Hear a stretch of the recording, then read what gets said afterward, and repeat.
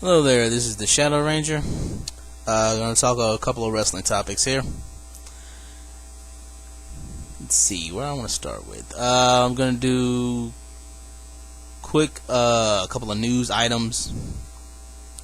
60 Seconds of Sexy, give my picks for Extreme Rules, thoughts on the first TNA Open Fight Night, and who I'd like to see as part of Gut Check.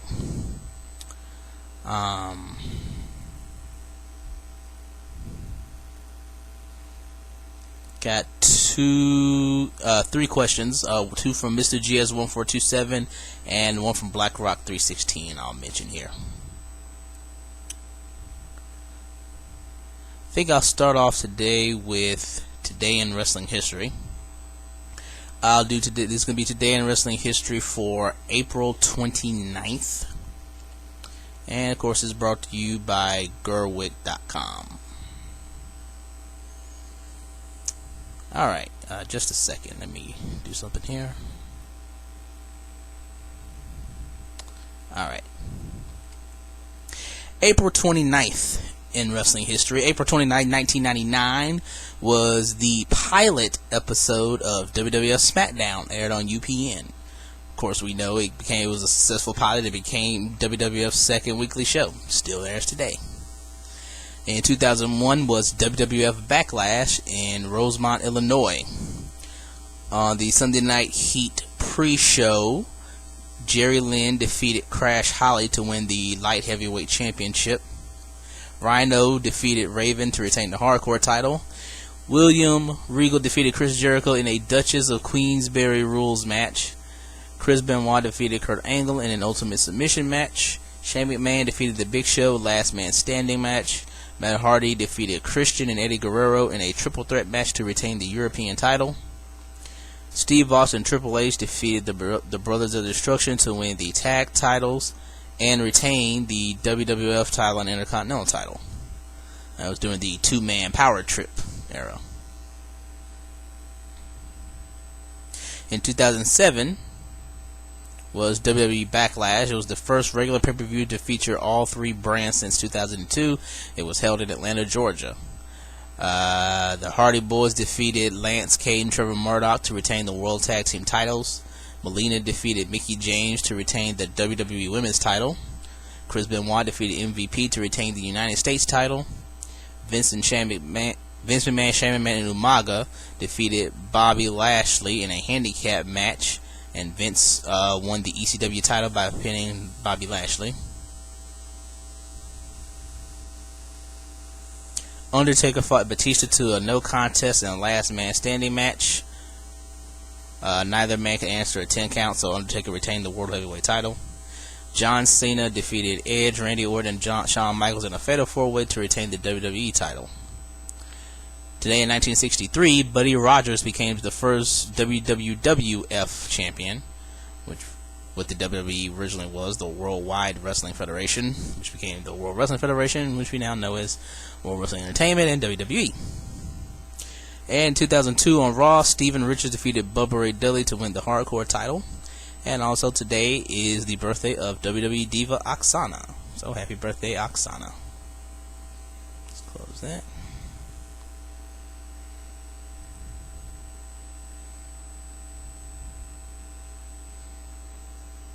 Alright, I'm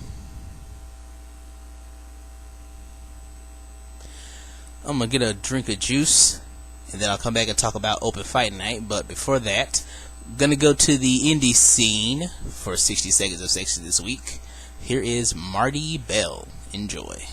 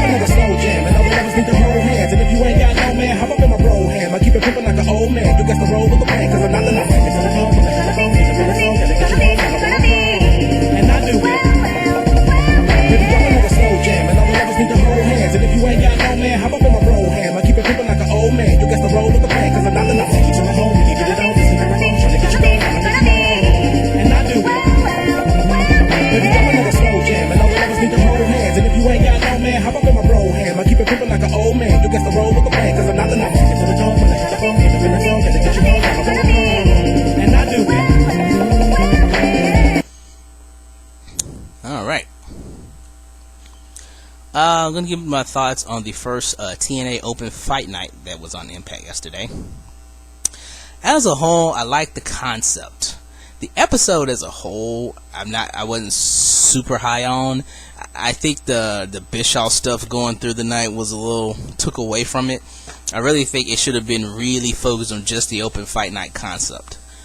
I think the first match Open challenge was given was Devon. He has to defend the TV title every week, and he decided that he would pick his challenger for the night, and he called out Bully Ray.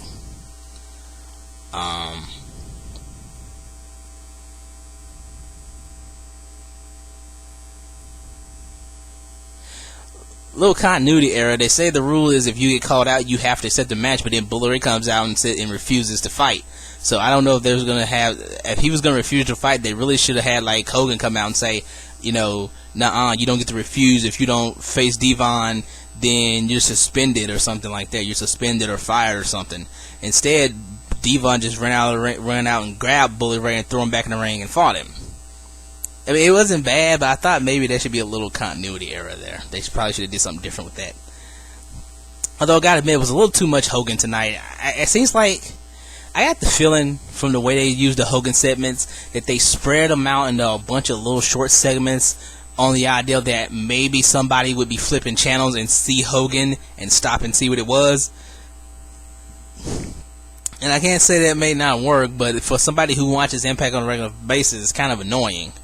Because everything he did in those multiple segments, he could have just done in one. He really could have just said, okay, somebody's defending their title tonight.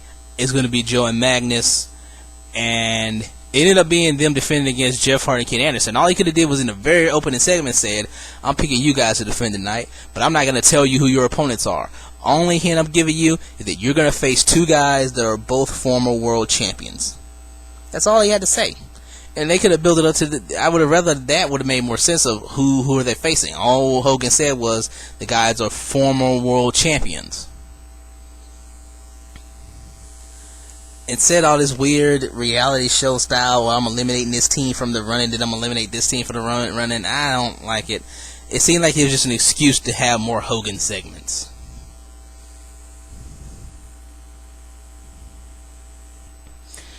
Alright, had to kind of move over a little bit there. Where'd I leave off? Anyway, Devon ended up retaining the title. I was a little surprised by that Devon would beat Bubba Ray, but of course, Bully Ray doesn't really need the title. I don't have a problem with Devon winning. I just think somebody else should have that TV title now that it's going to be defended every week. Because if the title is defended every week, that means that person has to be on TV wrestling every week. And if you're going to have a guy that you have to have on TV every week, Devon just not the guy I would want that to be. No offense against Devon, it's just there's several other guys I'd rather see on TV having matches every single week.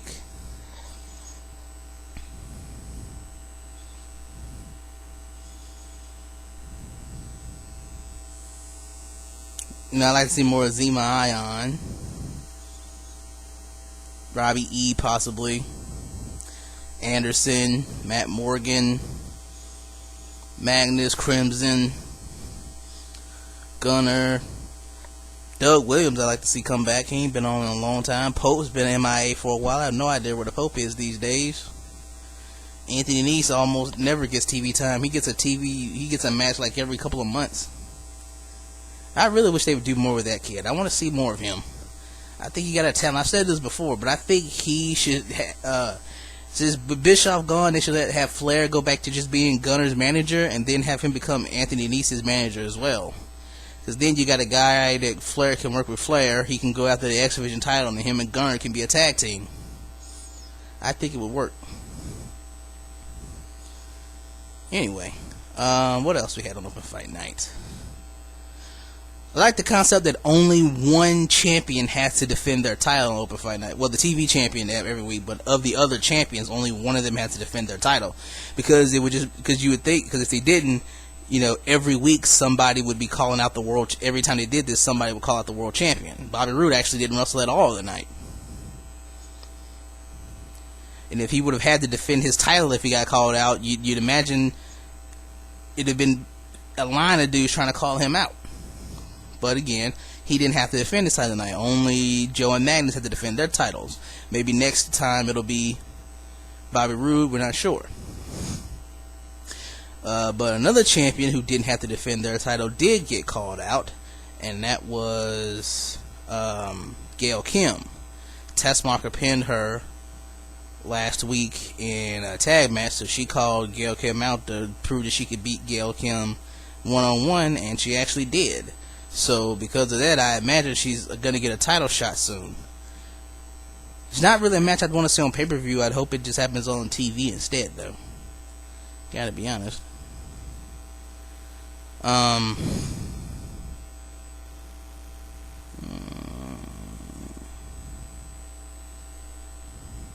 Had that Bischoff JB segment.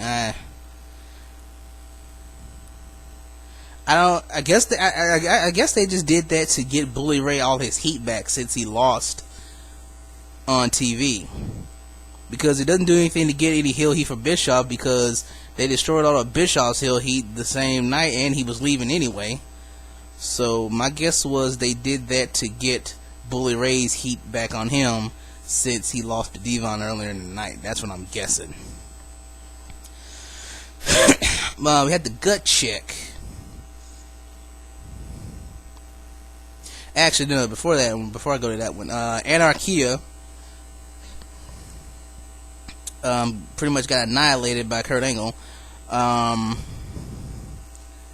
Hernandez and Anarchia come out. They say they want to put an open challenge to anybody, any singles person or a tag team. Kurt Angle comes out, and Anarchia has the match, and Anarchia pretty much has him angle slam, ankle lock, and Anarchia tapping in like less than 2 minutes, I think. On another note, Anarchia's somebody told me that Anarchia's profile was removed from the Impact roster page. Let me check that to be sure, though. There have been times where they was, stuff got removed while they was like doing stuff to the site and it got put back. But let me look and see. Yeah. Yep, it is gone. His profile is gone. Usually that means that the guy's been released. So we'll just have to wait and see what happens with that. If Anarchy is gone for good.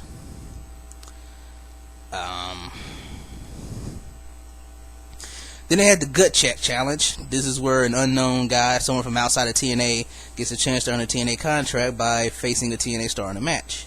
They did a little match about the nice challenger. There's a guy from OVW named Alex Silva. He has a little video promo about him where he tells a little bit about himself. And he comes down, Al Snow introduces him. And he plugged that, any other wrestlers want to try to be part of Gut Check, they can go sign up on the TNA website. I gotta admit, though, last week, I was on Twitter.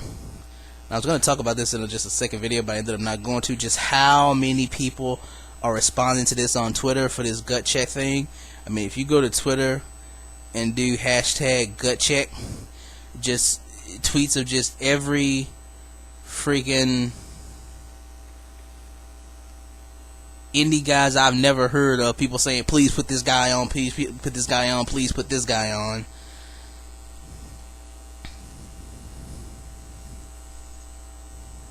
So, I mean, I'm looking at it right now.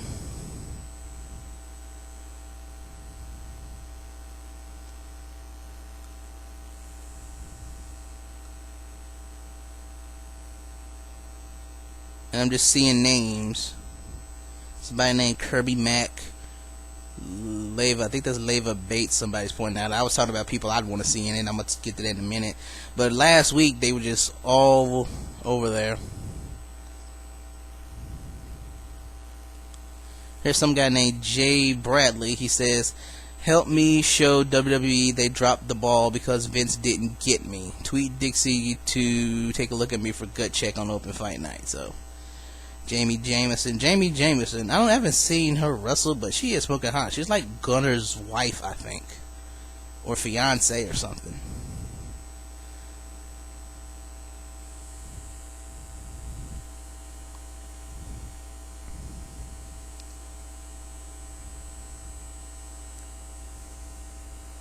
But go to Twitter and type and do a search for the hashtag gut check, and just read the long list of tweets of people just saying, let this guy get a shot, please let this guy get a shot, Dixie give this guy a shot, this guy, that guy, So at least it's getting a good response from the indie scene, and people wanting to, talk about indie wrestlers that they want to see get in. But Alex Silva got beat pretty quickly. Unfortunately, he didn't get a whole lot of time for his match. I wish he'd gotten longer than a more match. I think the match was only like maybe 3 or 4 minutes. And part of me, I wish the guy had gotten a longer match, but another part of me says he's an unknown. He should be losing to one of your guys in 3 minutes or less. I mean, say what you want about Robbie E, but you think kayfabe-wise, this guy's one of TNA stars. You're supposed to portray your guys as some of the best. He's a former TV champion and X Division champion. And it's Alex Silva.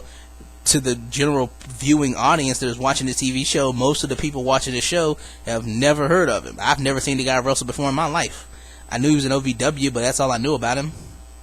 So he's pretty much an unknown rookie as far as your fans are concerned. So he should be losing to Robbie E pretty damn quickly.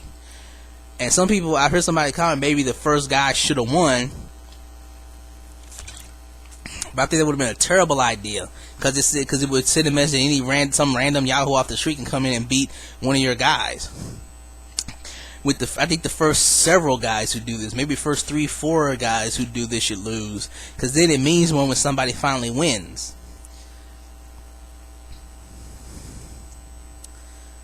I mentioned Tess Marker. She called out Gail Kim and beat her.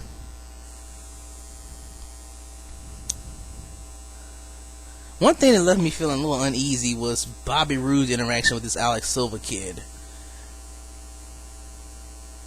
I'm hoping this is just something they did just to show Bobby Roode being a dick, that this isn't going to lead anywhere. Because Bobby Roode basically just talked to the kid and then punched him in the gut and walked away.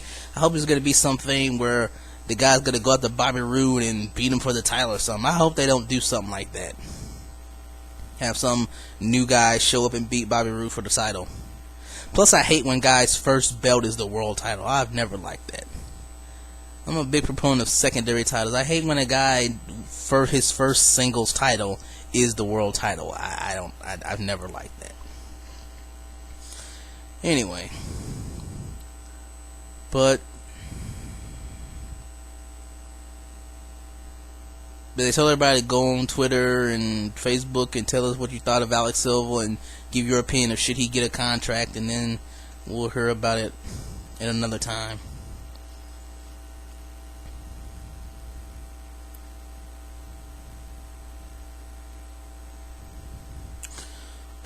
Joe Magnus versus Jeff Hardy and Anderson. Joe Magnus won. It was an alright match. Not a whole lot I want to say about it though. But they got attacked. But Joe Magnus get attacked by Kazarian and Daniels afterwards. Kazarian and Daniels are going to go for the tag titles at the next pay-per-view Sacrifice. So, what else? Then they had the Eric Bischoff send-off comedy bit. I just wish it hadn't ended the show. But overall, I like the open fight night concept. I like the gut check. I just think they really shouldn't have too many other storylines going on since they're going to do this for once a month. I really think that since this is only going to be once a month, that one episode a month, they should probably tone down the other storylines going on. They should really just focus on the gut check and a couple people getting called out to further some feuds, but not a whole lot of storyline progression. I thought that's what hurt this show. The multiple Hogan segments, they felt unnecessary. Everything he did in those 5 segments, he could have done in one. Again, I'll say it. All he had to do was say, alright, one of you has to defend your title tonight. I gave it some thought for the first open fight night. I'm picking Joe and Madness tag team titles. I'm not telling you who your opponent is, though. All I'm going to tell you is that you're in the main event, and your opponents are going to be 2 former world champions. That's all I'm telling you. Then it'd been a surprise when Anderson and Hardy came out. And if ever there was an episode that needs to be live, this really should be it. I really think this should be a concept that they take out that's completely separate from the rest of the Impact. This episode, I really think there should be a very little storyline progression on these episodes. Just the call outs, people to answering challenges. It gives you an excuse to do matches you've never done, because you can call out anybody, you know. Like, next one, you know what I like to see? I like to see Austin Aries come out and call out AJ Styles for a match. And just say it on the basis of, I'm the longest reigning X Division champion. I want to prove that I'm the best X Division champion ever. And I figure I go a long way to proving that by defeating you. You've had the most, I think AJ is a 6-time X Division champion, and he was the first champion. So that's what I want to challenge. I want to challenge AJ Styles tonight. And it could be a non-title match, but, you know, something like that would be good. Like the gut check. So I just hope, like a lot of other things TNA's done in the past, they don't just like stop doing it all of a sudden. I hope it's something they keep going for a good long time. Now I was talking about the gut check and people I like to see come in and be part of it. Some I'd like to see because they're people I like. Some I'd like to see just because the IWC would like them. For example, somebody like Sarah Del Rey, the IWC would just love to see that. And then it pissed them off because she wouldn't get hired. So, yeah.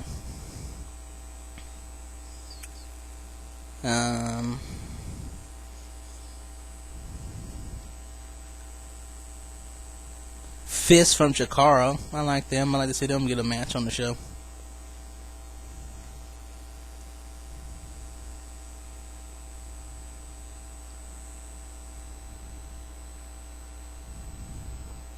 A lot of guys from NWA Hollywood. Of course, Adam Pearce, most want to see probably more than anybody.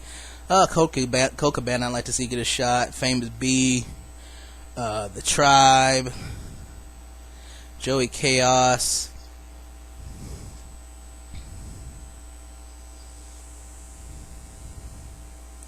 Nick Madrid, I'd like to see get a shot. Peter Avalon, Ricky Mandel, Rico Dynamite, Scorpio Sky, Sean Ricker. Sean Ricker probably be the second guy on my list I'd want to see right after Adam Pearce.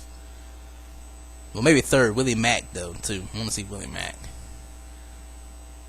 Probably go Adam Pearce, Willie Mack, Sean Ricker, Scorpio Sky. I want to see all of them.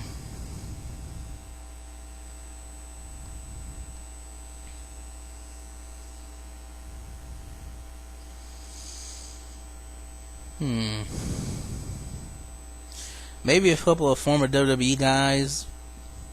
That might be pretty cool too to see some of them get in on it. But I'm not sure who though. I think a lot of people want to see John Morrison. I've heard his name come up when I've been checking out people's responses to this.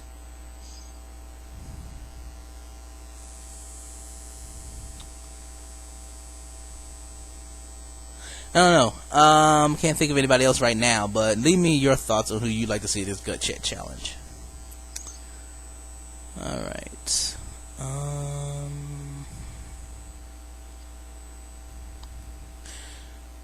Yeah, keep this video a little short. I'm going to go ahead and answer a couple of quick questions, and I think then I'll get to my Extreme Rules predictions. Alright. Got a question from BlackRock316. Asked me what I thought about TNA moving their time slot. They're going to move the show up an hour earlier, starting on May 31st. Says, do you think it'll help improve the ratings, or just get the same numbers every week? If it does, it'll be a very small number. I can't see that being a huge big deal. It's hard for me to say though, because I live in Korea. I'm not in the United States right now. I'm not planning to leave Korea till July, so this will already have happened. What else comes on Thursdays an hour earlier? So that'd be 8 p.m., maybe 7 where I live. I live in Mississippi in Central Time Zone in the U.S. So, somebody look it up for me. That hour earlier slot, the hour before Impact start. What else is on? So if there's any like really big shows that are on that may have the same viewing demographic as TNA, that should be an issue. I guess some people thought they may do it because they don't have to go up against the first hour of Jersey Shore anymore. So I don't know what's on at that hour, that 7 p.m. hour.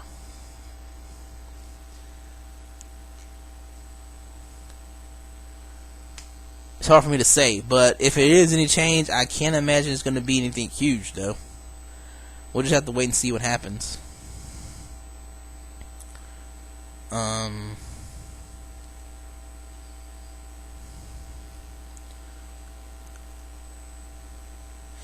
Also, I forgot. There was a interview Dixie Carter did. Hang on a second. I wanted to mention a couple things in this. Oh yeah, this is on the Miami Herald. And she just talked about the renewing their deal with Spike.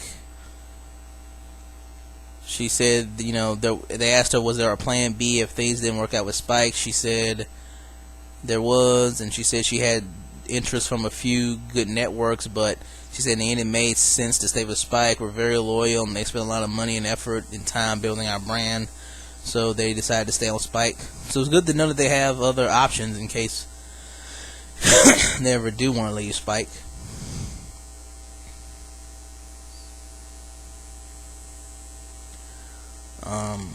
Oh Lord, now the page don't want to load.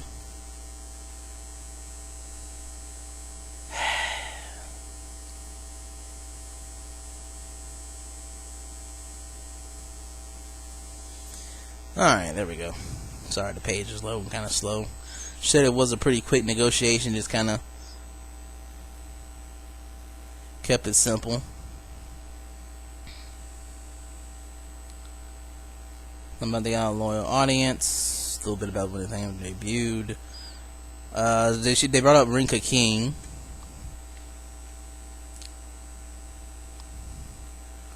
And she talked about that's considered a success.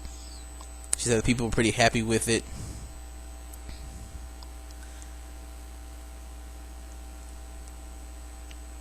She said it's doing good. We're on a network that the time slot probably not best for wrestling.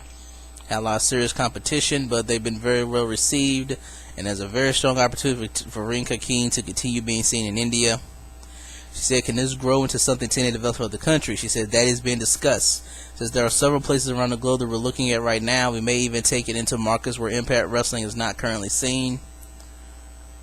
They talked about their success in the UK. Said they have a lot of exposure and they have good race success in UK. She said, could they do a similar concept to Rinka King and develop a show just for England? And she said that's potentially, but she said she thinks England may be oversaturated in wrestling. She said, you know, we got shows in England, WWE has shows in England. It's a small place, but there's a lot of wrestling there. She said with India, it's not so much, very little wrestling in India and other parts of the world. So, you know, I mentioned that, and I'm glad that they're considering doing that. You know, trying the concept of Rinka King in other countries to see where they can be successful with it. I hope that it's something that they do. Mr. GS1427 sent me a couple of questions. He said, Chris Jericho said sometime around SummerSlam he's leaving WWE again. Who do you think the next younger talent guy should be that Chris Jericho puts over before he leaves? I think he's gonna end up putting over CM Punk when this thing is all said and done. But let me bring up the roster page here. I hate the new WWE roster page. I mean, it looks nice and all interactive, but it's not handy when you want to bring it up quickly to talk about people in the video. So let us scroll through.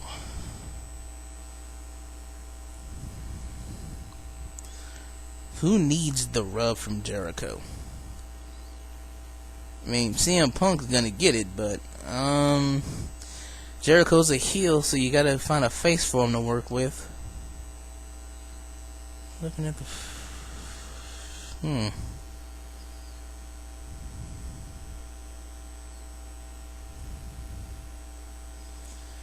As I scroll through, nothing's sticking out to me.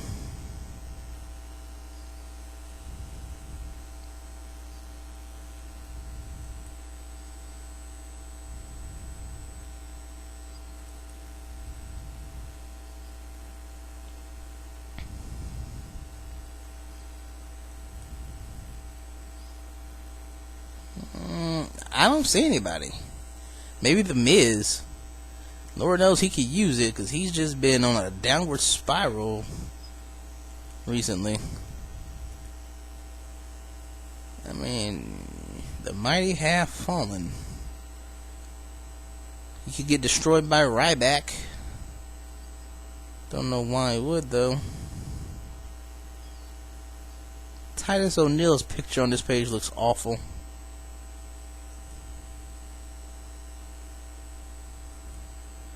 Maybe way better to get back. Zack Ryder could use it. I don't see anybody that sticks out to me as somebody that Jericho would really need to put over. I think it's just going to be CM Punk, and that'll be about it.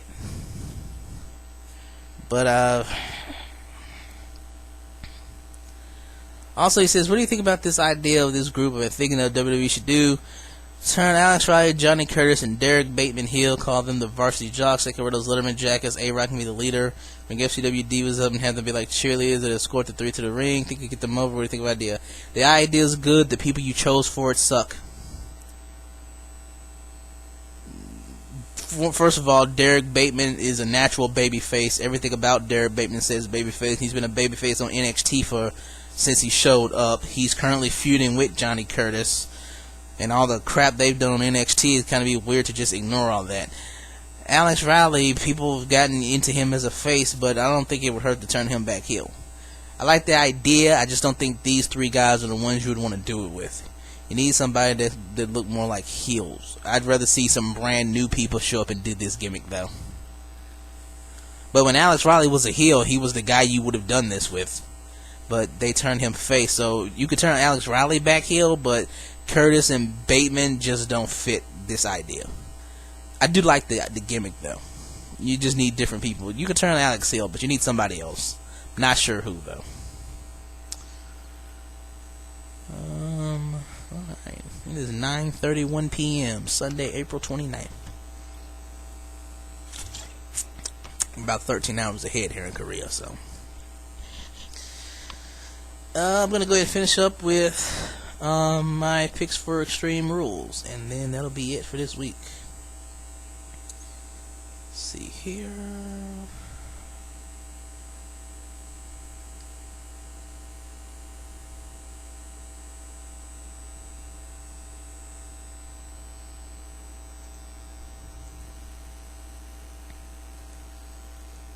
Alright. WWE Extreme Rules is, for me it'll be tomorrow morning. I'll catch a little bit of it before I go to work, but that'll be it. The pre-show was going to be streamed on YouTube. U.S. title match, Santino Marella versus The Miz. I predict that Santino Marella wins this match by forfeit. I look at this match, I see The Miz coming out, cutting a promo about how this is a disgrace, this is beneath him, that he deserves better than to face Santino on a pre-show. He should be in main events. I was a WWE champion. I beat John Cena in the main event of WrestleMania, and I deserve better than this. I have a feeling this match ain't gonna happen. That's what I kind of see happening. Even if it does, I can't see The Miz winning that title from Santino. So either way, Santino is keeping that title. Falls Count Anywhere, Randy Orton versus Kane. Well, Kane won at WrestleMania. I can see Randy Orton winning here and them getting one more match out of it. Something Inferno match. That's what I'm calling.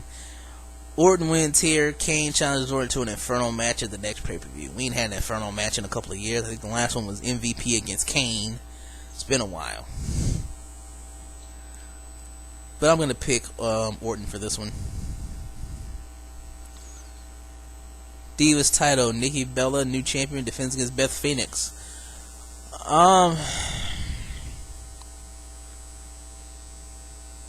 If Beth is still selling an injury, then she's not going to show up at this pay-per-view to wrestle. A lot of people have said this, and I wouldn't mind saying it either, that the Bella Twins are supposedly leaving in a couple days. Like 3 days or so. And then what they think is going to happen is that Karma's going to come back on this pay-per-view, destroy Nikki Bella, and win the title. And Beth is going to be gone with this injury, this kayfabe injury. And then while Beth is gone, they're going to have Karma just basically go on a tear, destroy every woman in sight. And then Beth makes the triumphant return to challenge Karma and save everybody from the monster that is Karma. That's what people are expecting to happen. I wouldn't mind saying that. That sounds fun. But for the actual match, Nikki Bella versus Beth Phoenix, Nikki Bella will retain against Beth Phoenix. Intercontinental title, Big Show versus Cody Rhodes. The stipulation will be decided on the pre-show. They're going to spin the wheel, and the wheel will determine the stipulation for this particular match. But I think Big Show just won the title at WrestleMania just for him as a, good job, boy. Here's complete the Grand Slam. Here's your WrestleMania moment. So somehow I see Cody Rhodes getting his belt back. 2 out of 3 falls for the World Heavyweight title. Daniel Bryan versus Sheamus. I'm going to say Sheamus win both falls in 10 seconds. That's a joke. No. I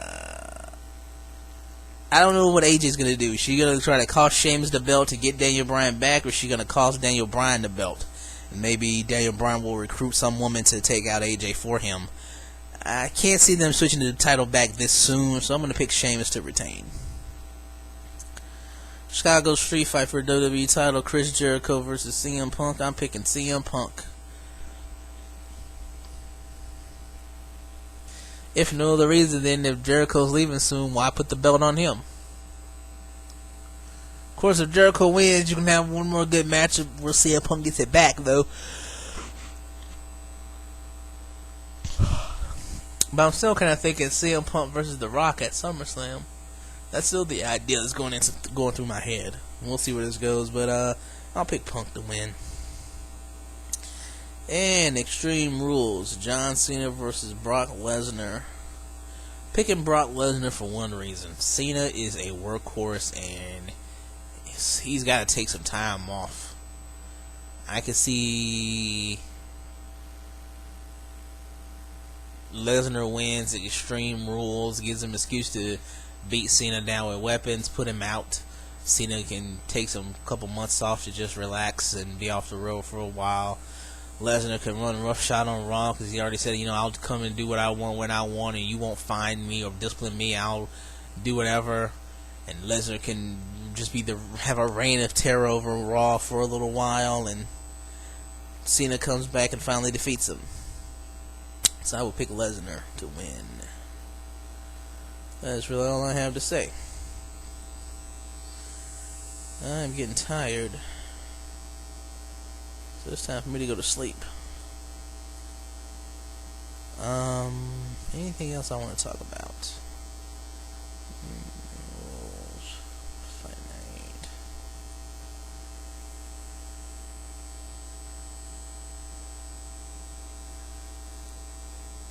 Alright, I'll mention one other thing.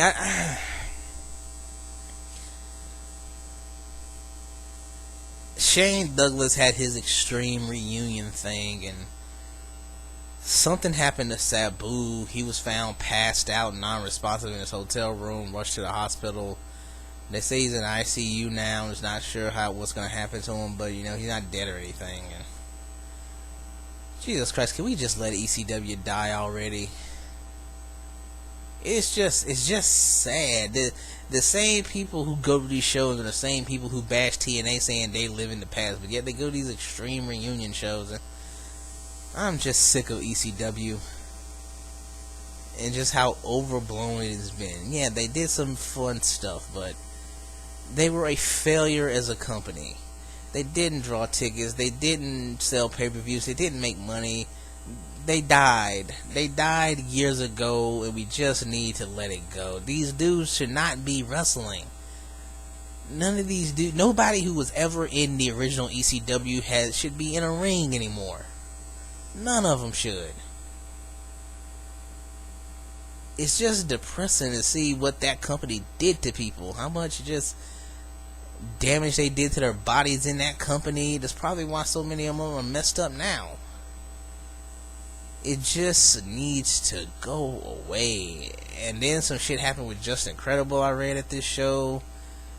And poor pathetic ass Shane Douglas thinking he's still relevant. I'm just glad WWE had the good sense to drop that ECW shit and change it to NXT.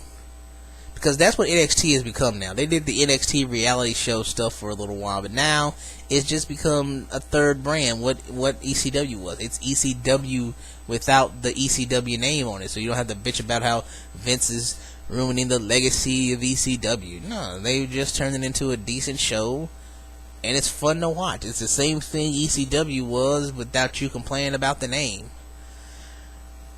I just wish we could just... When are we finally going to get over this ECW crap?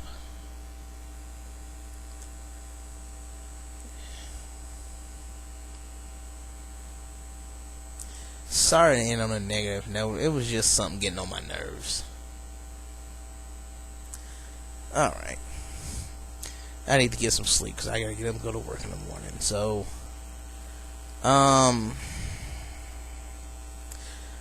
BlackRock 316 and Mr. GS 1427, thanks for sending me questions. This is the Shadow Ranger. Thank you for listening. If you like my videos, please subscribe. You can follow me on Twitter at TJSMITH3. Sometime this week, hopefully, I'm going to do my next roster of free agents video, and I'm doing an idea about the Blossom Twins coming to TNA. I'll share that video with you later this week, so look out for that. I think that's all I want to say. So, thank you for listening. Have a nice day.